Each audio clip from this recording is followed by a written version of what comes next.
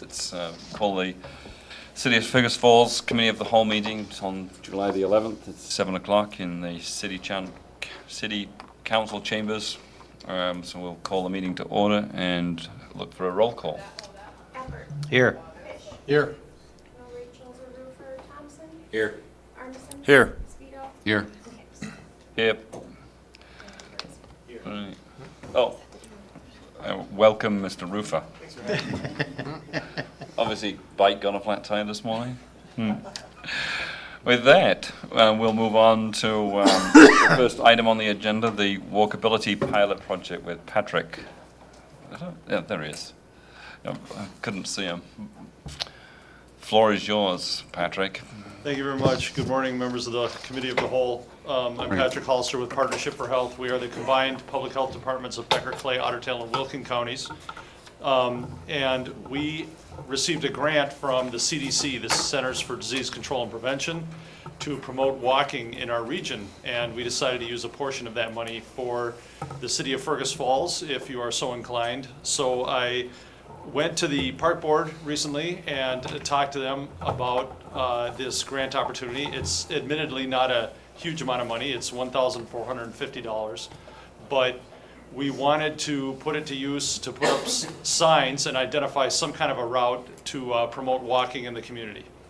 And the first time I met with the park board, they thought that it would be cool to include the new POW MIA bridge. And so I drafted a route that included that, and then when I went to the park board the second time, they said, well, why don't we include Veterans Park while we're at it and call it the Veterans Walking Trail or the Veterans Walking Loop. So Steve and Len and I have been working to further develop that concept.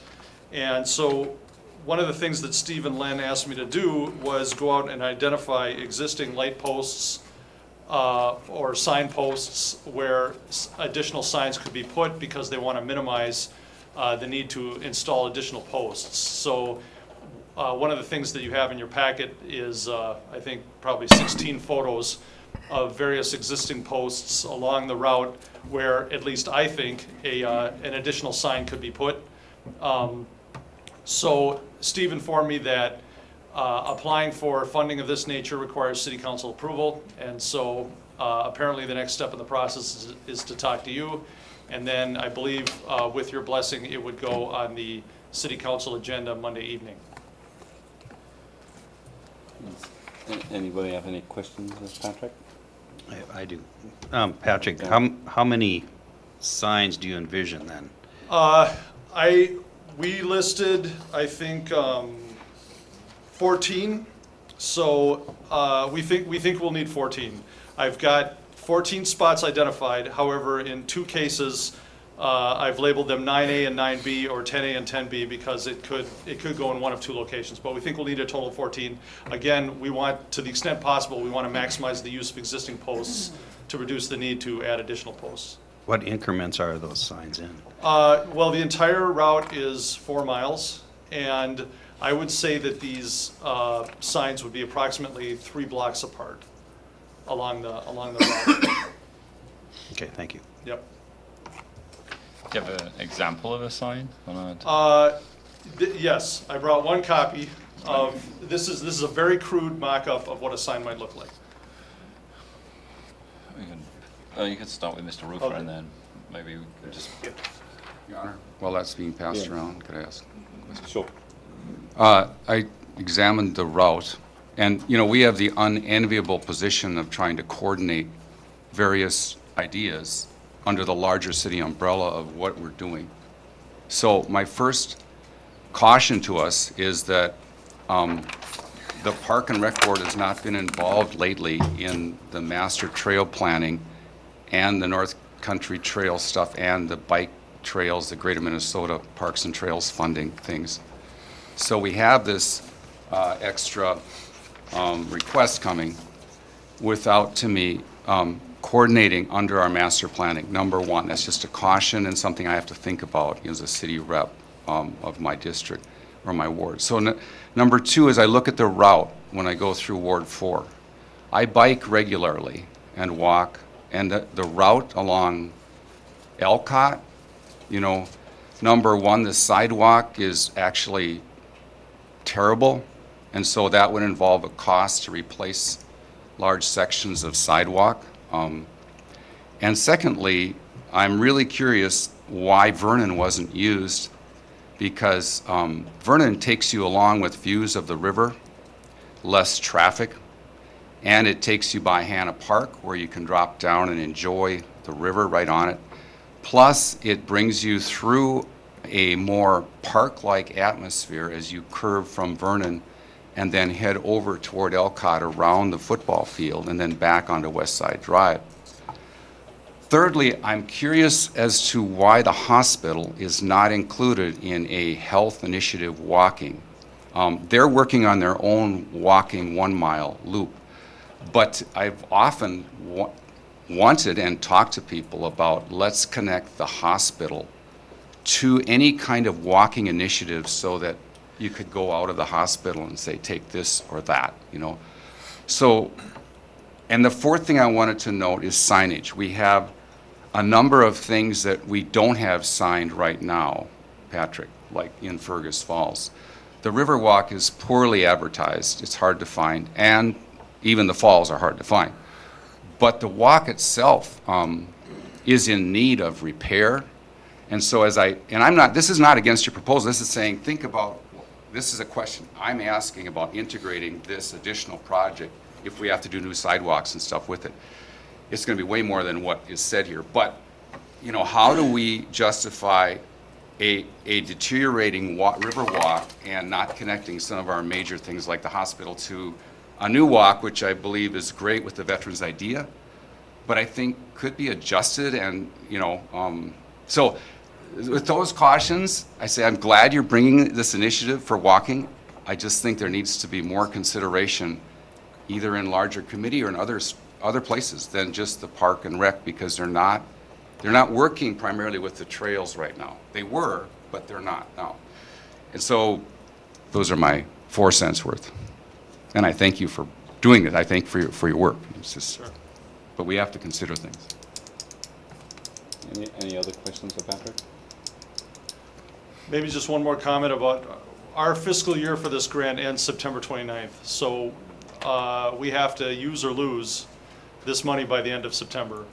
And actually, we'd like to get the signs installed sometime in August, because one thing that's due to our funder, the CDC, by the end of September is a report on the results of this project. And so if we get the signs in the ground for a while, we can observe how the community responds to them and how they're being utilized, and that would be good for our report to the CDC. Thank you, Patrick. Steve, have you got anything to add from the park board? Just one thing, this did go in front of the PE pedestrian committee and bike committee? Correct. Through Patrick, so it wasn't just the Parks Board, it was them. We were aware of the other loops going along in town as well. It's just that they wanted a loop, in-town loop, so the Parks Board decided to go ahead and bring it to the council. Would there be any thought or consideration to do as Member Speedall suggested, going down Vernon and then cutting back onto Alcott? I mean, This loop isn't set in stone. It Yeah. could be any route we wanted. Multiple ideas were talked about, going up to the RTC, going other way. We just thought the Veterans Loop would be a nice loop to do. Yep. Nothing set in stone. I would I would offer to authorize the submission of the grant, and then with the hopes that the groups could work together and address some of Councilmember Speedall's concerns. And I think it sounds like a good project. It's just putting some signs up and encouraging people to be more active. So I'll offer that. I would second that. thank you, Jim. All those in favor say aye. Aye. All those against, same sign. It's good enough for the consent agenda. Yeah. Yes. Item 2 on the agenda would be the HRA levy with Jeff. Good morning, everyone. Thank you again for allowing me to briefly talk about the HRA and our levy request for 2019. I guess fortunately or unfortunately, this is the 30th time I've stood here and asked for this request. We are very appreciative of these funds that we get from the city every year. I think, Bill, it's approximately between $150,000, $160,000 a year. We use these funds to supplement our federal programs that we operate, our Section 8 existing program, and then our low-rent public housing program, our high-rise, Riverview Heights. But mainly what we've used these in the past for is leverage dollars when we apply for grants. We just finished a small cities grant over in the northwest section of town. And this fall now we'll be applying for a grant over in the southeast side of the city. The borders tentatively are Vernon, Channing, Mill, and Sheridan. And then also we might be throwing in a parcel where we'll be renovating downtown apartments above businesses. This is a very useful tool for us to use this money to leverage these grants from DEED, the state of Minnesota. It shows local input. It benefits contractors, building suppliers in town, and then ultimately will increase the tax base for these homes and buildings that we're fixing up. Again, it's been a lifeline for us, and I would really appreciate it if we could get it passed for 2019 again. I would offer that. Thank you, Jim. I'll second that, Your Honor. Thank you, Justin. Any questions of Jeff? If not, Thank you very much. all those in favor say aye. Aye. Aye. All those against, same sign. Consent agenda okay with everybody? Yeah. Third item on the agenda is the Aquatic Center. The Fergus Falls Aquatic Committee, a recommendation to the council to authorize proceeding with an RFP for fundraising feasibility study. And Bridget, good morning. Good morning. Good morning, council members. Morning. I want to thank many of our committee members who are here today and some citizens in support of the project as well. Just for a quick recap of where we're at, our Aquatics Committee has been working together for over 2 years, and we've made great strides in our goal of completing this project. In December, we presented our final report to you through U.S. Aquatics, and that report was accepted. And then we met again in February, and it was unanimously approved to continue with this project, and was given a project number. And we were asked to do a few more steps by the council, and I'm happy to report we've made a lot of strides in the last few months, and so I'm just kind of here to report that to you. We have met about 5 times. Kim Embrenson joined us at one meeting and talked to us about writing a case statement that would go out to the public. He talked to us about fundraising schedules. We've met with West Central Initiative about their services for component funds, for being kind of a collector of funds for us and tracking donor funds and pledges. We've also met with Mark Maston from the school because the council had asked us to coordinate with other projects if we could. Their timeline is much different than ours for doing a big school project. They're on a 10 to 12 year timeline. So our next step is to assess the fundraising capabilities for this project. And so today we're asking that we can authorize, or that you approve us to send out requests for proposals. And so we can gather some agencies or individuals' names and proposals of who could do a fundraising feasibility study for us as our next step. And once we gather all of those and assess them, we will come back to you and ask to proceed with the fundraising feasibility study. So, Justin, do you have anything to add? I'll just add a few things. I mean, we've been meeting for a couple of years now, and I think the group has done a fantastic job with our time and trying to think of all the possibilities. Like Bridget said, our next steps per the council's approval back in February was to go to a few more checkpoints and do some things, and we feel like we've done that. Now we're at a point where we need some additional resources to find out what the feasibility of the project in town is. And so, you know, we've got, I think, five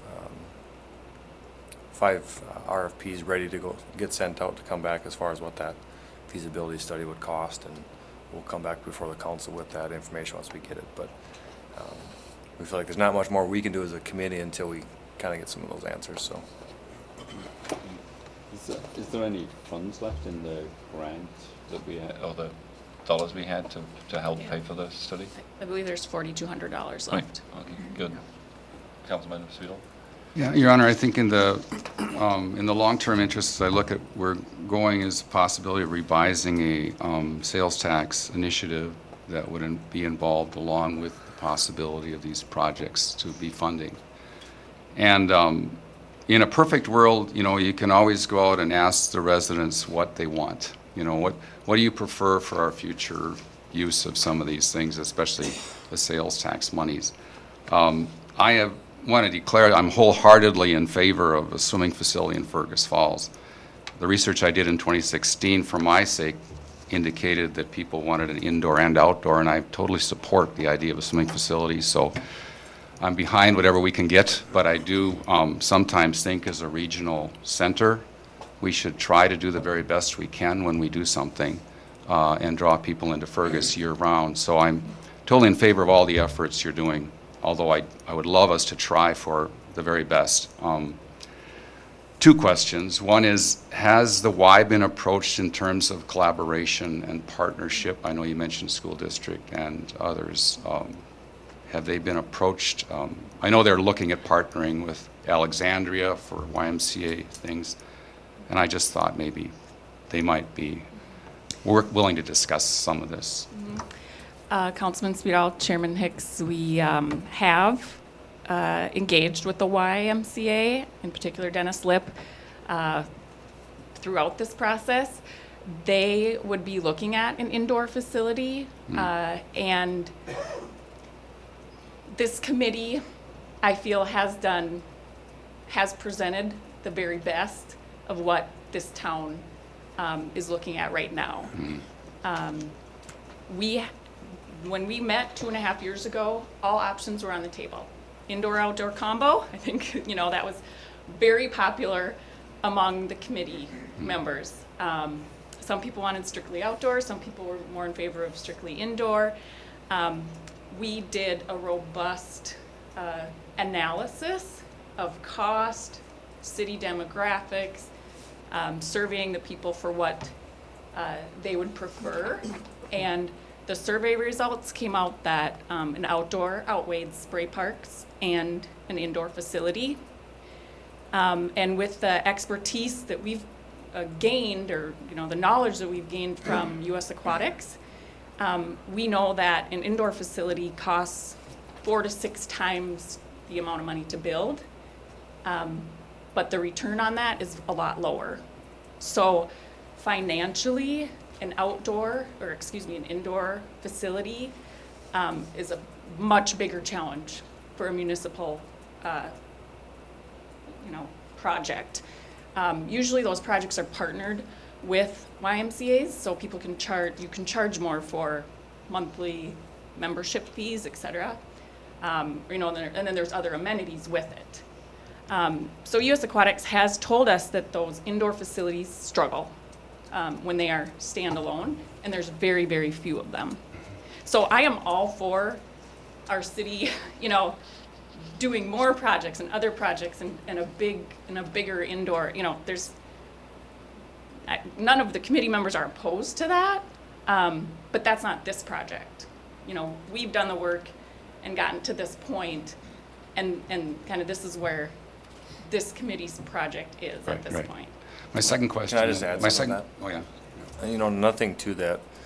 As a committee, when we did that survey, the results were very clearly identified of the folks that answered the survey, what they'd be willing to pay for usage of the facility. And based on that, it was a clear indication that if an indoor was going to be an option, it wasn't going to be from traffic coming in the door to pay for it is going to be heavily subsidized by whether it's the city, whether it's the Y, whether it's the school.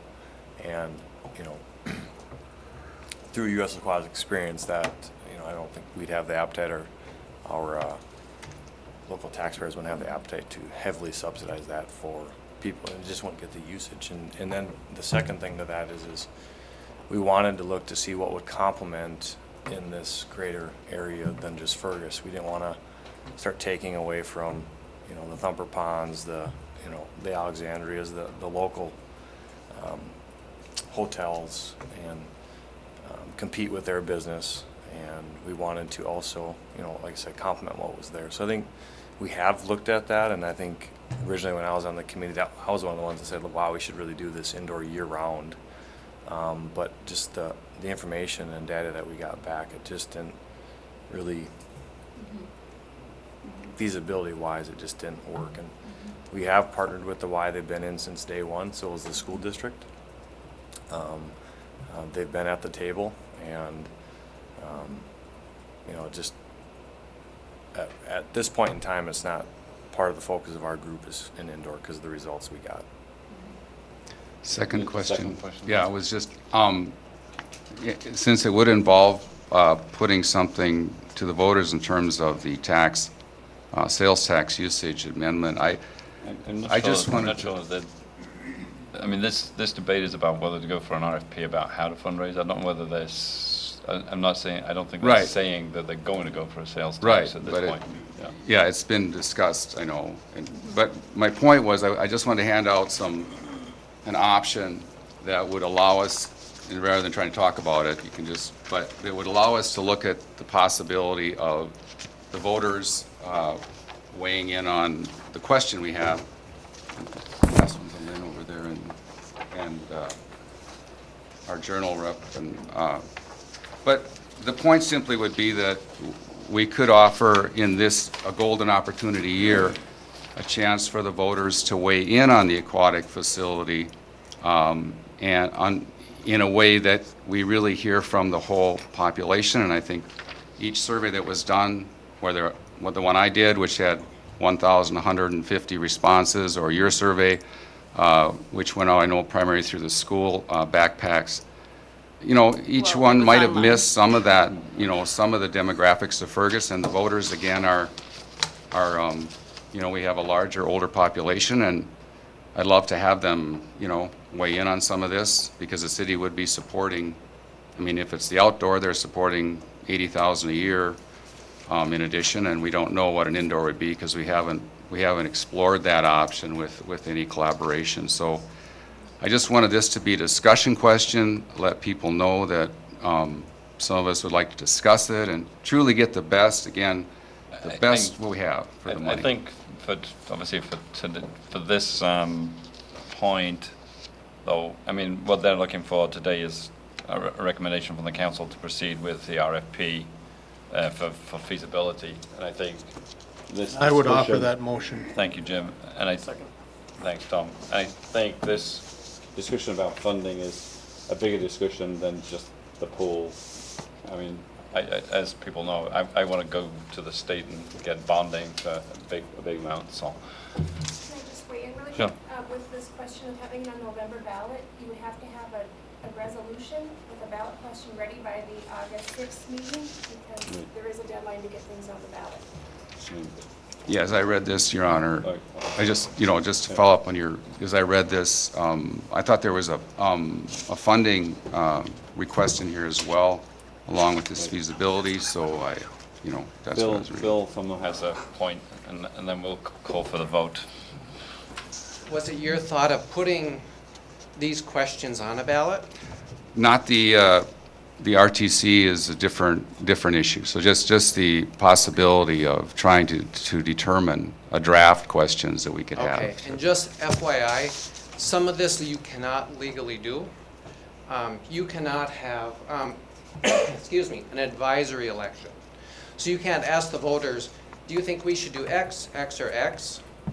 That's what you're elected to do. You can choose a ballot question and just do one, so. Sure, Thank you, Bill. as they did with sales tax, right? For the That's- library. That's the right example. Yeah, right, Here's what our recommendation is. You, the public, do you want to do this? right. We have a motion on the floor for recommending to the council recommending that the committee go ahead with an RFP for fundraising. All those in favor say aye. Aye. All those against, same sign. Hearing none, consent agenda. Item 4 is an update from H2M. Thanks, Bridget. Morning, council members. My name's Dan Altenburn. I'm one of the owners of H2M. I have my coworker James Botman with me this morning. I just wanted to have an opportunity, and I thank you for giving us an opportunity. I know there's been a little bit of confusion and questions about some of the work that we've been doing for both the EIC and also the city of Fergus Falls. And so if I could just take a little bit of time, I kind of wanted to take a step back and start from the beginning. I want to be able to realign our expectations. And again, I just want to be able to clear any confusion. And if you guys have an opportunity to ask me questions directly, I think it'll really kind of help us all as we continue to move forward. And when we first started having discussions with the EIC, and that was the end of last year, the question was posed to us was, would it make sense to be able to do some sort of branding communication strategy for the city of Fergus Falls to kind of just really raise up what's exciting, what's great, and why it's awesome to live in Fergus Falls, Minnesota. Quite honestly, I'm from Minnesota also. This community has been really good, not only to myself, but also to our agency. We opened up a field office here about a year ago. My hopes is that we can hire within a year or two, and we're continuing to grow that way. That's an aspiration and kind of a BHAG, if you know what that is. Big, hairy, audacious goals for our agency. And so I find it very fortunate for the work that we've been able to find and the friends that we've been able to develop in the area. And so back with that original conversation with the EIC, they asked us, what do you think about this and being able to draw up and do this strategy for the city? We're all for it because we understand the value of what's happening here. And so we started developing and having those discussions the first quarter of this year. And then through that, going through the analysis and seeing where it's going to go, we saw all the layers that are here at Fergus Falls. We're not here, we're not living here. And so an outside point of view is not necessarily a bad thing. And we were seeing everything that was going on. And as you know, we saw some of the things that were happening here. We thought, there's some things that we can leverage and we can make them stronger. And so our recommendation to the EIC was to go and really lift up Forward Fergus Falls, put some effort into that, put some strategies behind that, put some energy behind that, and get it exciting. And that's where we began it. The conversation then came back to the city would like to be able to have a communication strategy also because of all the changes that are happening within your community. And it would completely make sense. And you want to get ahead of some of the communications. And again, we want to rise above speculation, conversations that are happening, rumors, all of that, and focus on the positive. And so we had conversations with people, individuals within the city council, as well as individuals within the EIC. We need to look at this agreement as a collective whole between the EIC and the city of Fergus Falls. So if you take all the funding that's been put into the overall initiative, if you look at it on an annual year basis for the city, we're looking at $15,000. If you look at the agreement for the EIC, we're looking at $15,000. What we did is combine the two because really you're trying to accomplish the same objective. We want to be able to rise up the good, remind people why it's awesome to be here, why you're here, and where the community is going. As well as we want to be able to fuel communications continuously to be able to take people away from some of the relatively negative things that have happened. We all know what's happened within the community. And so that's the direction of it. And I'm thinking sometimes our overall strategy has been confused, and that's some of the questions that I want to be able to answer for you here also today. With the combined dollars that we've been able to do with this, because H2M, we realize the value community and how well this community has been for us also. The recommendations that we brought forth for tactical development, which includes a lot of the strategy development as well as everyone has seen, I think, the video that we've developed for this, as well as a lot of the deliverables that are still coming. We've actually foregone revenue for our agency to be able to do this properly for the community. We've invested into hard costs to make this right that would do this properly for the EIC as well as the city of Fergus Falls. And basically, and we're going to continue to support the city and the EIC as best as we can. And we meet weekly to be able to talk about, be a sounding board for the city of Fergus Falls. We do appropriate PR.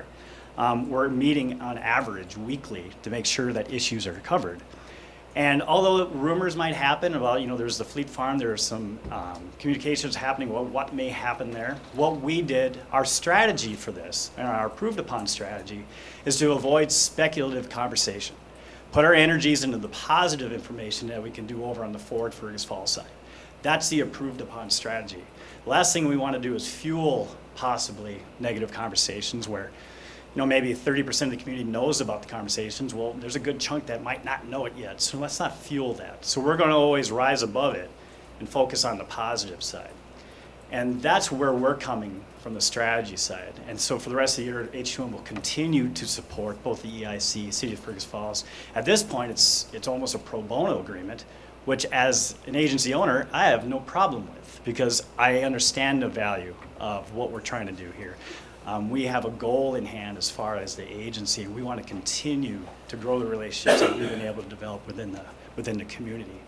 And hearing that, I hope might add a little bit of clarity for what we're trying to accomplish that you might not have heard before.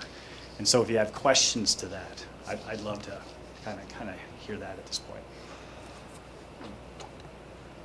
Any questions for Dan? I have.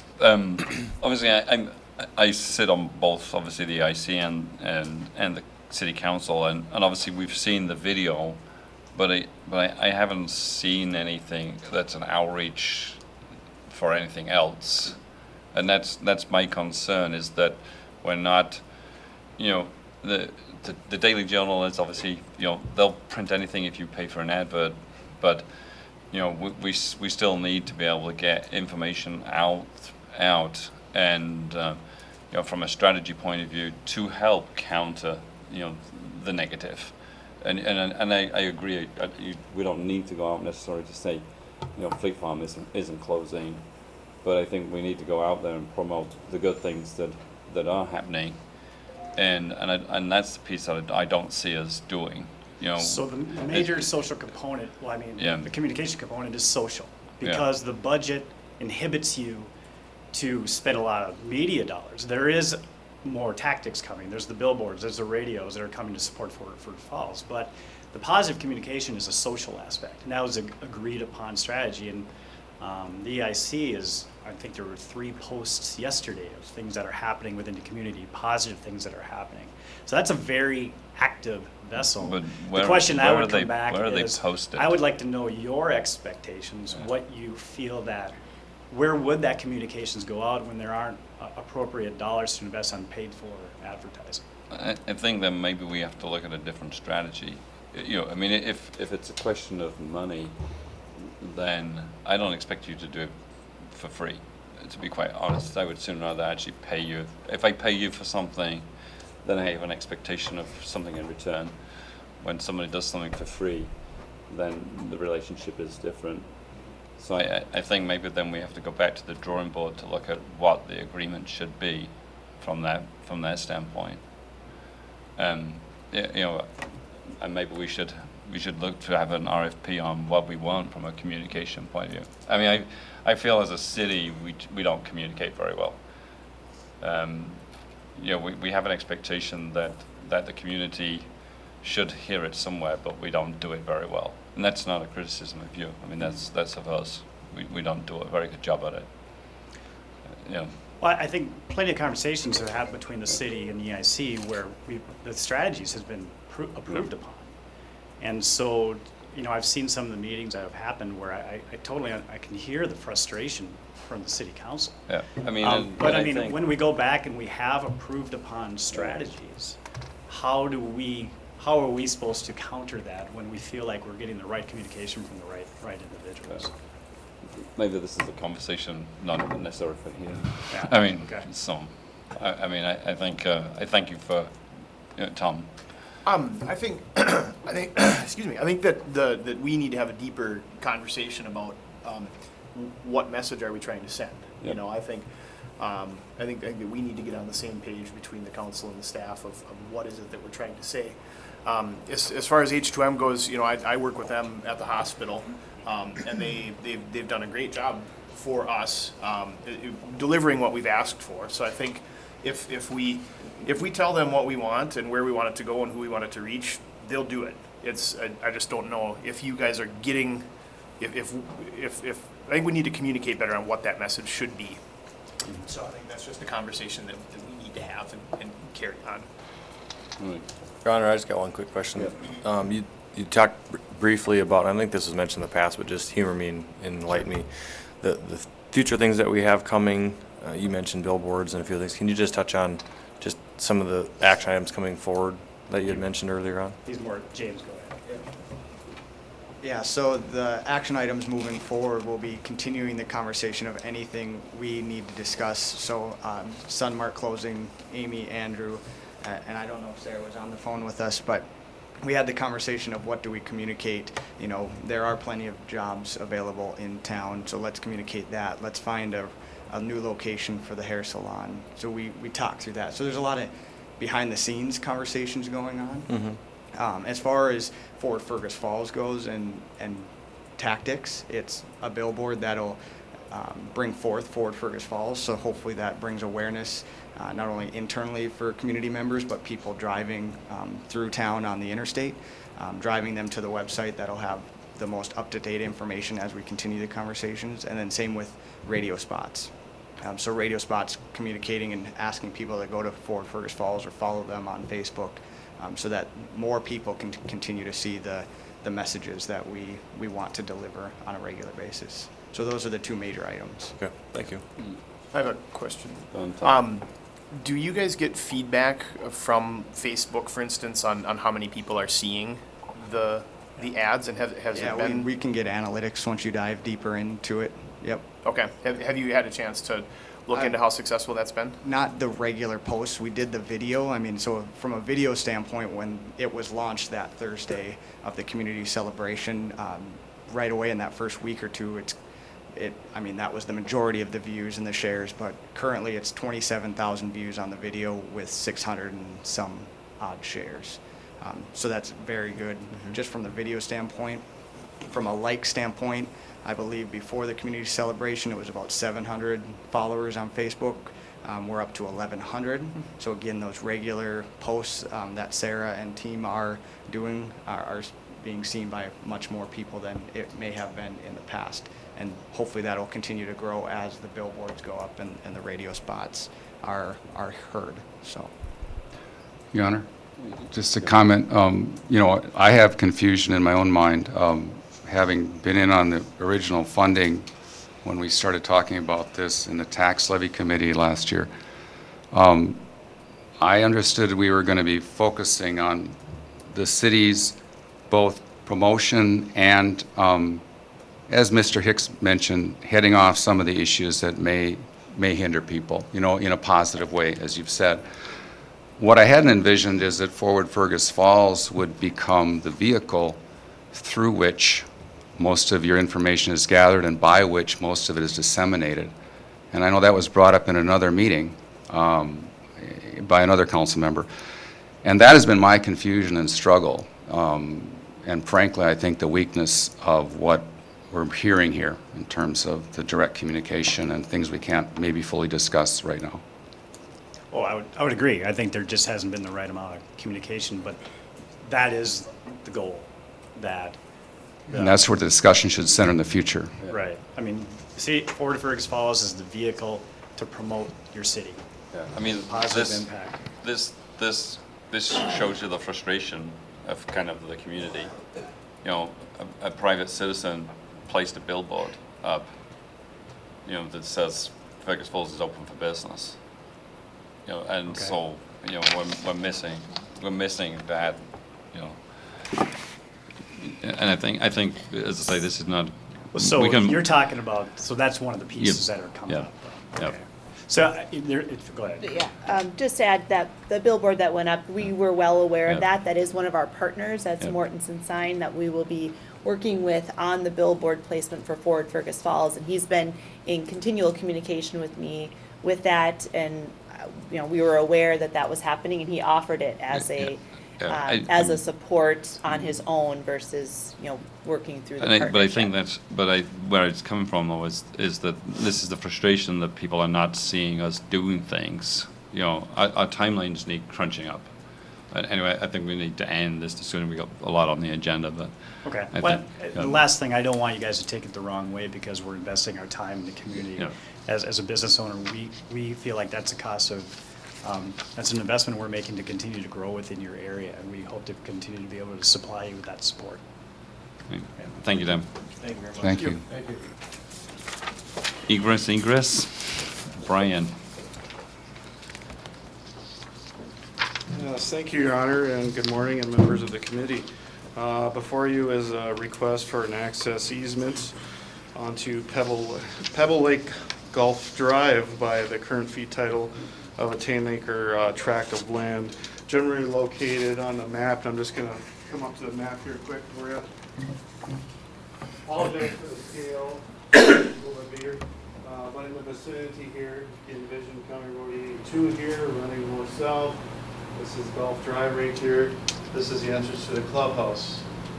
The fee title owner of this particular property is looking for access easement onto publicly maintained golf course, Pebble Golf Drive. Just while I'm up here, if you can recall, just within the past 2 years, the city council granted this very much in the same 2 access easements to this parcel here that was just subdivided. So that being said, this is very similar, well, if not other than our recorded document description by the fee title owner. Like I said, Pebble Lake Golf Drive is a public street. It has a prescriptive right-of-way about 66 feet. So basically from the bounded property line to the prescribed right-of-way is the subject area that we're referring to. In this particular area, this 10-acre parcel was discussed back in 2015. There's actually a resolution 154 2015 that actually talked a little bit about the access, but more so how the deferred assessments would be split. The proposer is looking for this access just to construct a single-family home. It is zoned R4, however, that is permitted in the R1. The single-family home is permitted in R4, but once again, the current action before you is just for the egress easement. It's not, there's a few other, as far as securing a building permit and other things as far as activation of deferred assessments. I just wanted to make note of that, so it has been considered and has been talked about. So I spoke with the city attorney, and just like the previous projects, the owner will hire and prepare an easement agreement with the meets and bounds description that will be reviewed by myself and the city attorney. So at this time, I'm just requesting city council approve an egress easement and authorize the mayor and city administrator to sign the document once that is approved by myself and the city attorney. Brian, is this just west of Ryan Hansen's place there? Correct. Okay, I know exactly. I think it's the same one. I think this tract is just between Ryan Hansen's and County 82. Okay. Any questions for Brian? Well, I would offer that. Thank you, Jim. I'll second that, Your Honor. Thank you, Justin. All those in favor say aye. Aye. All those against, same sign. Consent agenda. Yeah. Yep. Item number 6 would be the letter of intent for RTC building number 3, and that would be Andrew. Yeah, thank you, Your Honor. Members of the committee, good morning. We have a letter of intent that's been submitted by Jeff Schlossman on behalf of Fergus Falls Gymnastics Incorporated, showing interest in the gymnasium building up at the Regional Treatment Center. It's the building that we have commonly referred to as building number 3. This is a non-binding letter of intent. They're looking to get the city's gauge of interest to work with them, and then their intention is over the next 3 months to do their due diligence to determine some of the costs associated with the project and to kick off the potential fundraising that they'll have to do to make this a feasible project. The representatives of the Gymnastics Association were unable to be here this morning, and Mr. Schlossman told me yesterday that he was traveling, but if there's additional questions, they could likely be available on Monday at the city council meeting. But Andrew, just a quick, there's one. Oh, over it- here. There is a couple of us that Wonderful, wonderful. The ones I talked to said they weren't able, and they never followed up with any other names, so I'm glad to hear that. Lynn, do you happen to have a campus map that you could put up? Okay, that's fine. No, that's okay. And so, this is really a straightforward letter of intent, again, non-binding letter of intent that would expire after 3 months, and it's based on similar terms and conditions that we've used for other letters of intent associated with the Kirkbride campus. Hearing that there's representatives of the Gymnastics Academy, I think it's probably appropriate to have them address what their intentions are and what the thought is behind moving forward with this property.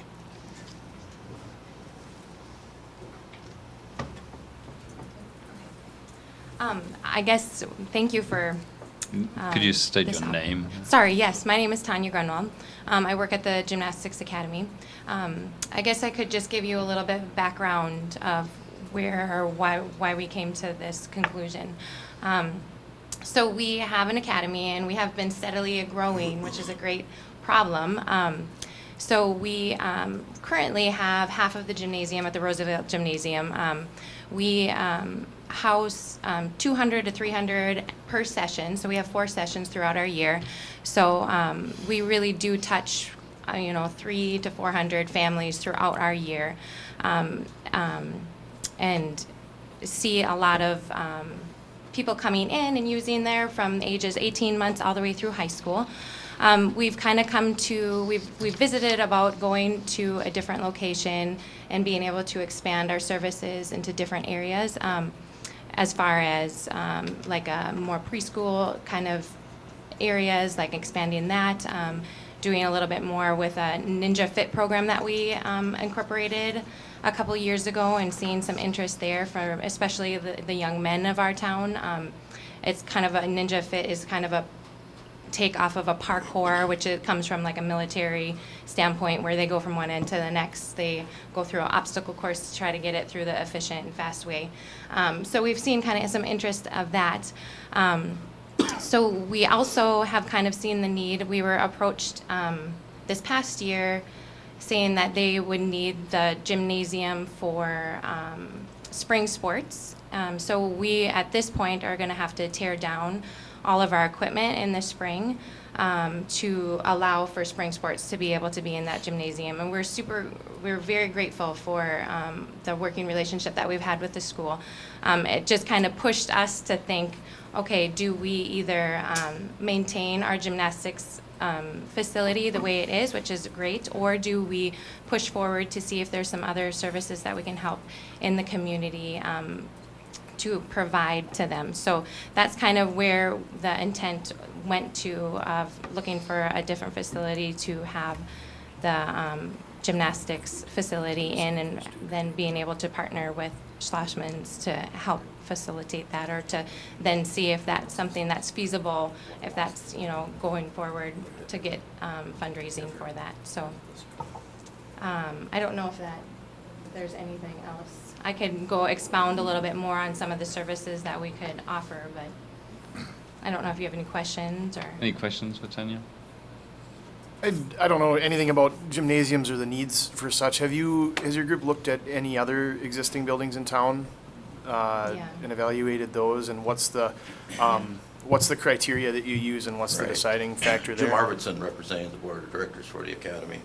And yes, probably going back a couple of years already, we've looked at several different sites that might work for a location for the academy.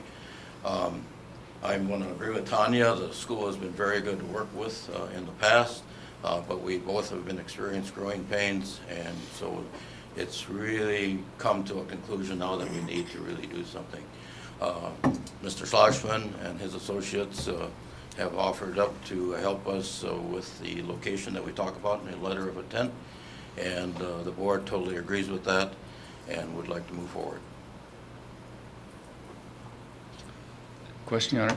Numbers, is it 1,100 you have in your programs, or what's your total number of participants in your programs? Throughout the course Gymnastics, of the year. yeah. I would say each session we had 200 to 250, so if you have that 4 times 4 sessions, that's how you have, some of them are repeat Right.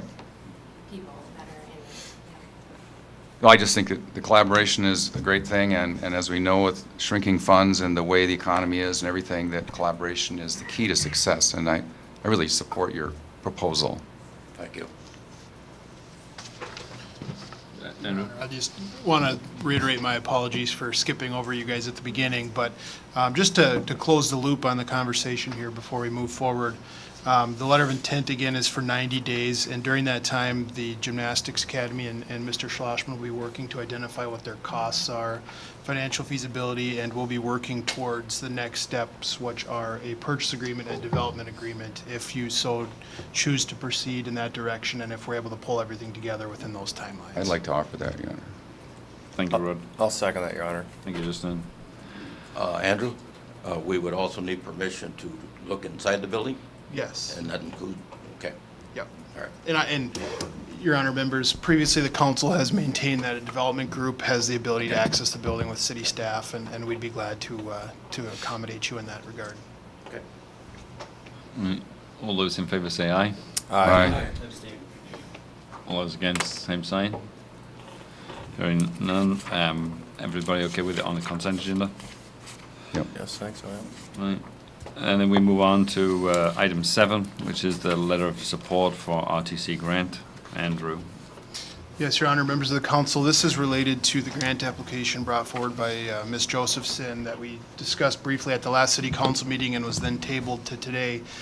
I think maybe if Lois could explain the opportunity again, I have more clarity now than I did last week in regards to who the grant application is going to come from, and that is the Ottertail County Historical Society. There's other letters of support that have been granted by the Friends of the Kirkbride, Springboard for the Arts, and then the Entrepreneurs Group here in town. I don't remember the correct title of that, but Lois will correct me when she gets up. And so the request from Ms. Josephson, if the council is wanting to move in this direction, is to provide a letter of support for this grant opportunity.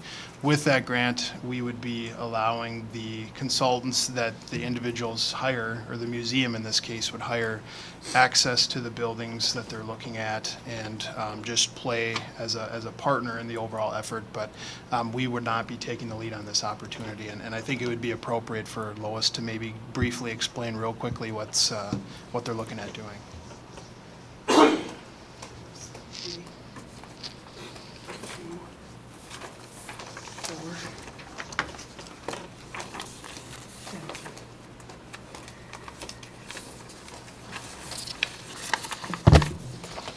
Councilman Hicks and Administrator Bremseth, thank you very much.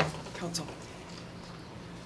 The materials you were just handed, you received by email, but in case it hadn't had an opportunity to be reviewed, that's what they are. And Mr. Bremseth was accurate in saying that we have a situation that actually the door was opened for when the gymnastics group started to look at the gymnasium. And at that time, the gymnasium being one of 3 clusters of buildings that are slated for demolition in phase 2. And they very validly, as was just acknowledged, want to go forward with one of those buildings. In previous correspondence, you received an opportunity to link to see the This Old House program that was featured in the late part of this spring. I happened, by literal accident, to see the first of those episodes, which took place, they all took place in Charleston, South Carolina, with 2 historical properties, both residences, that were in neighborhoods where they were not allowed to be torn down. One of them looked like it was wood-based. It looked like if you blew on it, it would fall over. The other one was in the vein of our home when it needed to be completely and totally gutted following water damage. So as This Old House was going through on the first show saying, here's what we're going to fix, they said to the local contractor, now this is a lot of work and it's historic, and do you have the ability to have people that can do this? And that, of course, was the segue into the fact that the American College of the Building Arts, located in Charleston, existed. And then they went to that campus. And as I'm watching it, I'm going, goodness, these skill sets are perfect for the renovation of the Kirkbride. But they also are uniquely positioned to interface with M-State here in Fergus Falls, because that institution offers the only location in the nation that provides a 4-year liberal arts degree alongside an apprentice teaching model of craftsman building arts. Our M-State is a strong liberal arts campus. This facility in Charleston is located in a historic streetcar barn. And I'm thinking about these remaining, what I characterize as service buildings at the Regional Treatment Center that are adjacent to the gymnasium and also slated for demolition. They have the bones to house this kind of craftsman training. And M-State could walk alongside in a liberal arts support delivery format. So I contacted the mayor and said, look at this, let's talk about this. He was interested. Can I ask you a question, Lois? Yeah, I will. Just to clarify, because obviously we're running out of Right. time, but are these people looking to create a school here, or are they looking to assess the building? Okay, so the end result is M-State was interested in exploring this. So that means that if their interest goes forward, a large anchor tenant would be interested in the properties, the other 2 sets of property that are part of the 3 slated for demolition, the gymnasium being one, and the other 2 sets of property would in a very major way be impacted. Not in toto. The not in toto portion is fully applicable to use by the Historical Society, the Springboard for the Arts, the Friends of the Kirkbride, and the Entrepreneurs and Creators Group. So they need to be able, in the same time frame that ACBA would be looking at it from their perspective, those nonprofit groups need to be able to assess their use. So could we focus this more on the tower rather than these buildings? I mean, no. Why not? Because of the nature of the space. They're interested in the kitchen parts. They're interested in the openness of the dining room. They're interested in the very historic basement of it, and so no. Nothing against the tower. Want the tower to continue to exist, but you can't do in the tower what you can do in these spaces. Your Honor, I just got a comment. I had some misconfusion on this whole issue, and Lois and I had spoken. Just want everybody to know that the request, as I understand it, is to offer a letter of support, allows them to submit this application. There are a couple other things that have to line up. 1, getting the grant. 2, M-State and ACBA going forward. And none of this would impede on track A that we're currently on with demolition of those buildings. We would have a final answer, I don't have a date, but before our selective EWA and all that would happen. So I think just to move things forward, if the council would deem it, would be, this is allowing them to go down the track that we've always said. We've got 2 tracks. If something comes forward, we're gonna entertain it, but it's not gonna impede on our current process of track A of demolition. That would be, I just wanna make sure that that's clear, that this is not gonna slow down that path. Just a question, it says tunnels here, including the tunnels attached to them, that is the buildings. What is meant by that? Yeah, There's a big, long rectangle adjacent to the kitchen complex that has a black gable roof on it. And it's called shipping and receiving, and I don't know what the number is.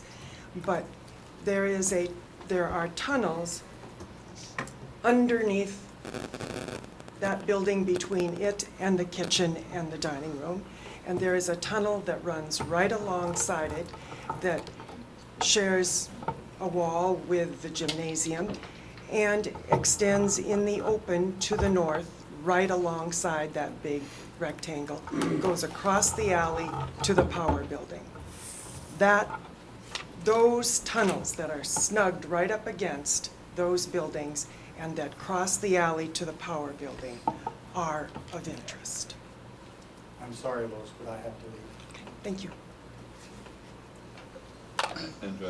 Yeah, Your Honor, members, to Councilmember Arneson's point, the timeline does scare me a little bit for the simple fact that we have already received from the State Historic Preservation Office feedback for our 60% review and are likely on our final phase of review, which is the 90% completion. The open house for the EAW is next week already, and so these processes are well underway and may very well be complete within, if the 90% review goes well, we could be ready to authorize bidding for demolition within the next 30 to 60 days.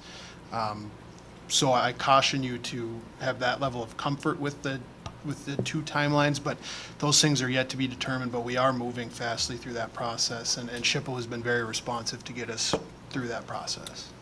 Your Honor, I was under the understanding it was maybe late fall, so that's what I was And may I, speaking to. in asking that question of the mayor, in consultation with you, the date set forth took it into late September. And from that basis is where we went forward. Sure. And I can speak to that, Your Honor. The mayor asked me what I thought the timeline could potentially be. And much to my surprise, as soon as I answered that question, within days, we had a response from SHPO that indicated that we've completed the 60%, we could move on to the 90%. I was figuring we'd have to schedule at least another 30 to 60 days for the 60% review. So that timeline has been modified within the last 10 days. Just a question, Your Honor, for the administrator too. I know you guys, I know there's people sitting here, you know, Tom, and you're sitting on the legislative committee as well. And we've had success, wonderful success with the legislature and SHPO working together. So my one question, and this is to you, Andrew, and to the committee, are we going to be handicapping or hurting our direction in view and in front of the legislature if we end up setting this back? I want to know what you understand about that, because we have a very positive track record right now in moving forward. So I think we rely on that, and you've been negotiating and talking to them, so I'd like to hear from you all. Well, I'll throw my piece out there that I've stated from the beginning that we want to work with groups that come forward, quite frankly, with cash in hand, that won't affect our demolition timetable, and if there's a chance that this is going to conflict with that, then I won't support it. Mr. Chair, I can speak to the fact that our local legislators, who were the ones that carried the legislation and the water to make this happen, are fully cognizant of that, of what is going on, and not uncomfortable, because the desire from the get-go was to make something happen with the property. And this is an economic development-based activity that is being enabled. And the resources at this point, just like the exploratory work with the gymnastics, is aimed at looking at dollars. And the recommendation is to give them 90 days to do that. That's the same thing that's under discussion here. And it's the same territory, the same demolition project. Just a point of order, Your Honor. Could I ask if I could hear from both committee members? I think it's fair that we do, and Andrew, I would like to just, because I believe we need to go heavily with the advice of our legislative lobbying group. We're not privy to everything, so could I just hear from you two? And Yeah, I'd be glad to respond to that.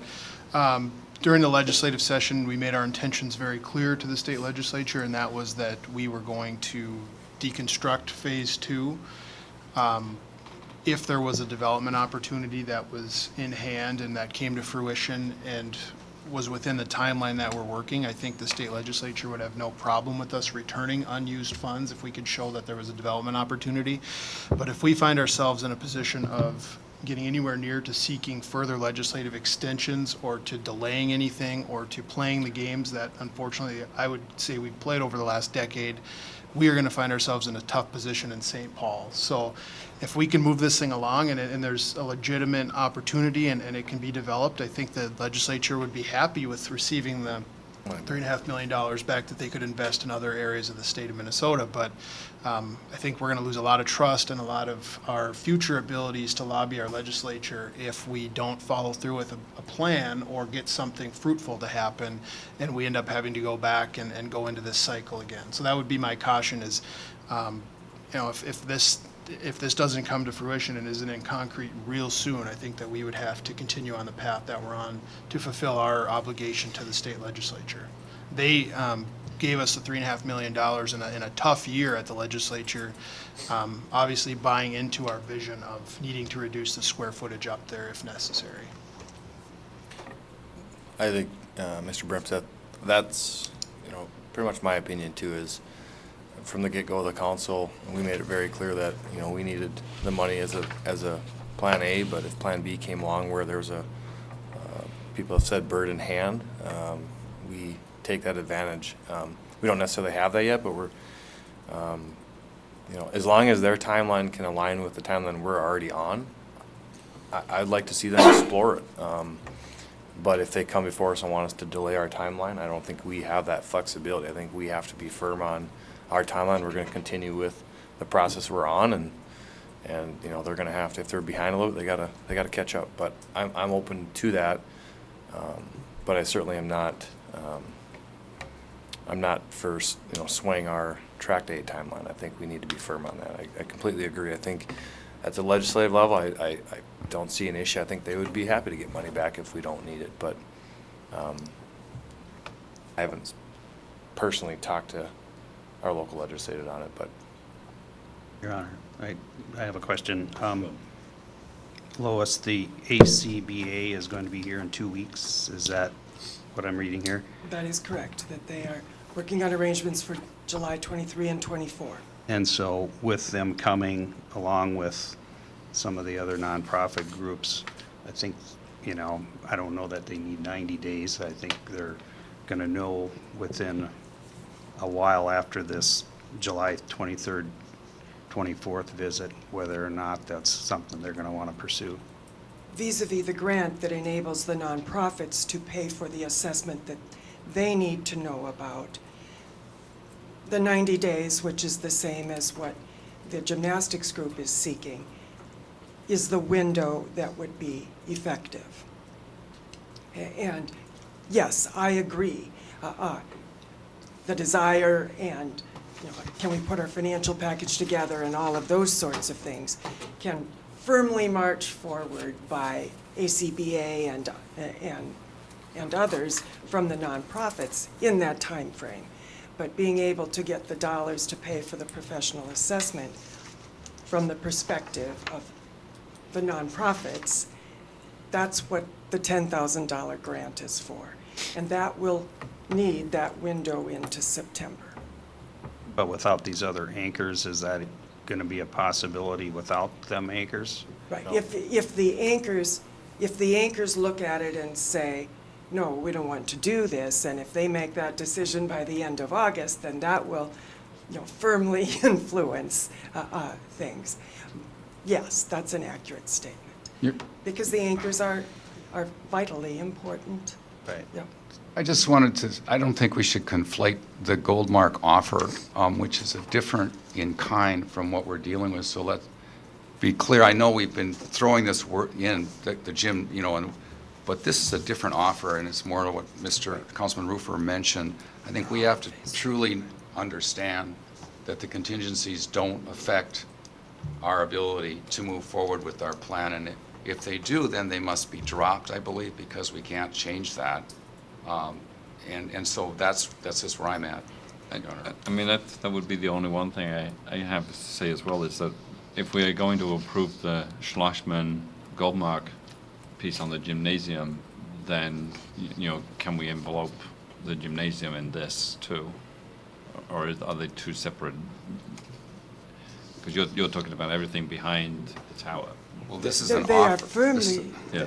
Mr. Chair, they are firmly separate requests and separate parties. But all of the properties are in the Phase 2 slated for demolition. And so that's why I was making the reference to it. Your Honor, I think Mr. Hicks's question is, does your project also overlap with the gymnasium, or is it separate from the gymnasium? You're not looking at the gymnasium. So we don't have two Not looking at the groups looking. gymnasium, the walls abut, but not looking at the gymnasium, no. I think it's pretty clear in my mind, it's, if they can stick to a timeline that we have, let's let them. When would you know about the grant? Obviously, the application's got to be in by the 13th, but when, do you know when the? Very early September, and that's why I said in the document that you have in your hand that the professionals have been contacted about getting in, seeing it, and providing the assessment right away. So if we're not going to, that's clearly going to mess with our potential timeline. Well, and then it seems like we're going to have to involve SHPO again. Yeah. And if the timeline is messed with, right, SHPO has to get back in to determine on what we're going to do. Well, Your Honor, members, we could change our timeline, by delaying the bidding process or, determining when we want to go out for bid, but I don't think that's advisable at this point. No. I mean, we would be then changing our intention to the State Historic Preservation Office and the state legislature and all of the things we've been I working on. think we want of the state bigger dollars. Our goal is to go to the state for bonding dollars to do improvements in the city. So we don't need to jeopardize our relationship with the state. And I'll echo what Justin said. I mean, if there's something that your group can do that fits into our demolition timeline, then I'm willing to look at it, but if not, then no.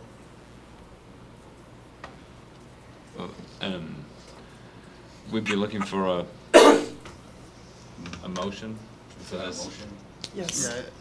Yeah, you know, Budget clarification, this grant is due on the 13th, you won't be meeting again until the 16th. Right, so the motion is. there's a quorum of the city council, so we could technically take action if we needed to today. So it would have to be a motion directing staff, rather than directing it to the city council, it would be directing staff to prepare the letter of support. Do we have a motion? Oh, sorry, Brian.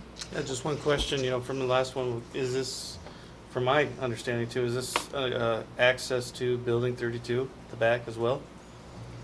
32, is that the Department- power building? Yes. No, it is not. Okay, that's not part, No, okay.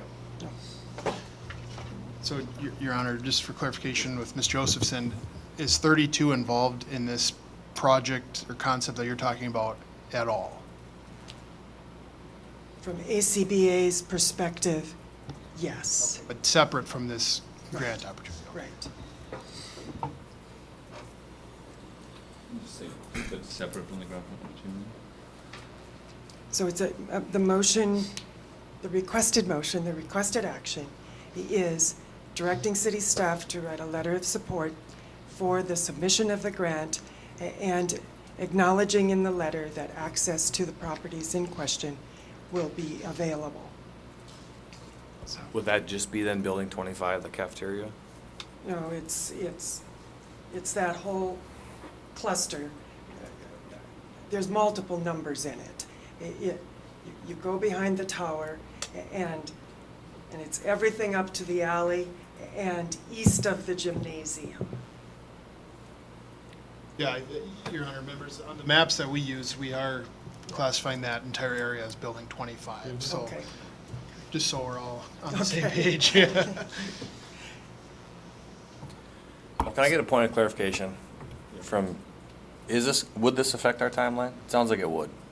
And I think we've been pretty clear, this cannot affect our I timeline. think, if the grant isn't going to be awarded until early September, and then obviously they ask for 90 days to do the due diligence piece, then that's going to push you to end of December.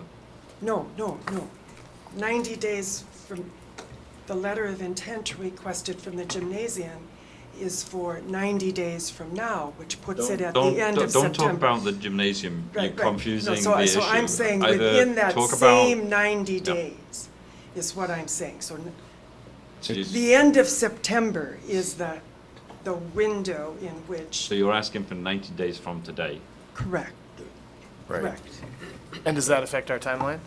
No, not 90 days from today, the end of September. 90 is days what- from today would. Yeah, the end of It September. potentially could, you know, Your Honor, members, I'm looking at Brian, it's hard to say I mean, if everything goes smoothly, we could potentially be 35 days away from being able to authorize bidding, which is a 21-day process. So, I mean, if it doesn't go smoothly, you could add another month in there. It's everything's really But we up in just, the air. But we've just- acknowledging the gymnasium and 90 days.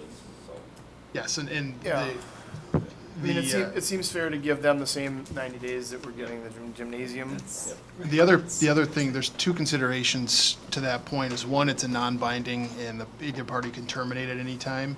And two, you could bid with alternates, so you could, you know, if you wanted to award a contract where building 3 remained and the others came down, you could do it in that way too. So we're looking for a motion. I'll offer that, Your Honor. Oh, okay. Thank you, Darren. I'll second that, Your Honor. We'll need a roll call. Is that provisional on, and I just want to ask a clarification here, that motion that you made, I'm not sure how it reads. We were given a motion, but then we were talking about being a provisional on not disrupting our timeline. And I'm just wondering if that's included in the motion. Yes, it would be. Okay. Thank you. So we have a motion to direct staff to prepare a letter of support to the grant application with the proviso that it does not affect our timeline for effective demolition of phase 2. Roll call. Havertz, Yes. Luther, Yes. Thompson, No. Arneson, Yes. Speedo, Yes. Hicks. Yes. It does not pass because you need 5 affirmative votes. Okay. Well, the motion has failed. Do we not have 5 No, we have affirmative? 5. You're I'm fine. sorry. Yeah. 5 to 1. I was thinking it was fair. All right. I am so sorry. It is 5. Oh, so the motion is approved. Thank you. Right, thank you. Are there any additional items? And under miscellaneous announcements, it is Shop, Move and Groove tomorrow, in fact. And I believe there's going to be some exciting things happen at the Viking Cafe early in the morning. The TV crew from Fargo will be there. So, and I think both the Downtown Council and their chow down is going to take place at the Viking, and I believe Lisa's going to be speaking on behalf of the chamber. So it hopefully should be a good day. Obviously on the 16th we have a council meeting, and then July 31st will be the filing period for city council positions, and August 14th will be the state primary elections. And I have one additional item.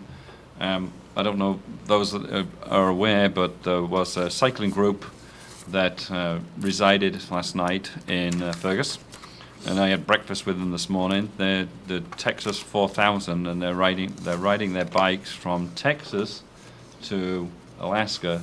Wow. And today they're going to ride from Fergus Falls to Thief River Falls, about 130 miles. Jeez. And then tomorrow Impressive. they're going to ride from Thief River Falls to Winnipeg for about 160 miles.